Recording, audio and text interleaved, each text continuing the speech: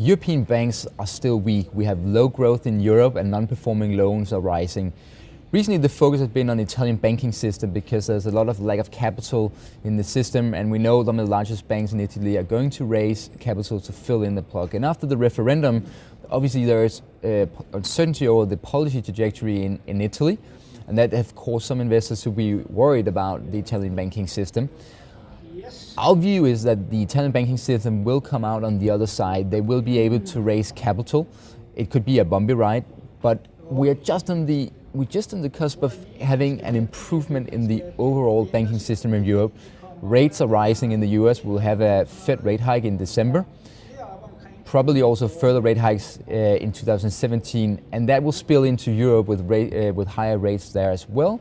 ECB will probably move away from negative rates. That will improve the conditions for European financials.